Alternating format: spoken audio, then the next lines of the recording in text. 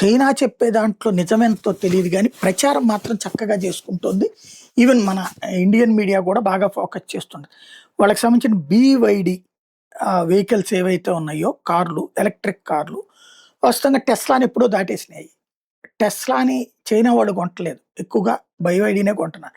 అమెరికాలో కూడా టెస్లా కంటే బీవైడీకే ఎక్కువ మార్కెట్ ఉంది.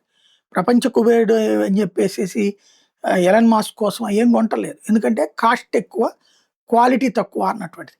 అదే సమయంలో బీవైడీ బోత్ సైడ్స్ ఉంది. క్వాలిటీ తక్కువ ఎక్కువ, ధర తక్కువ అన్నటువంటిది. ఇప్పుడు బీవైడీ కొత్తగా తీసుకొచ్చినటువంటి లాంగెస్ట్ రేంజ్ ఈవీ వచ్చేటప్పటికి 1036 కిలోమీటర్లు సింగిల్ ఛార్జింగ్‌తో పెట్టుకోవచ్చట. కాస్ట్ కూడా $39,100 అంటే 35,00,000 ఇండియన్ కరెన్సీలు. ఇది గనక ఇండియన్ మార్కెట్‌లోకి అలౌ చేస్తే బీవైడీని, ఈ కార్లని నాకు తెలిసి కరెక్ట్‌గా ఏడాది తిరిగేటప్పటికి ప్రతి ధనవంతుడి ఇంట్లో అయ్యే కనబడతాయి. ప్రతి మిడిల్ క్లాస్ ఇంట్లో అయ్యే కనబడతాయి. ఎందుకంటే రూ. 35,00,000 ఇప్పుడు బ్యాంకులు లోన్ ఇచ్చేస్తాయి. 1000 కిలోమీటర్లు ఫ్రీ అంటే దర్జాగా తిరిగేస్తారు ఇక.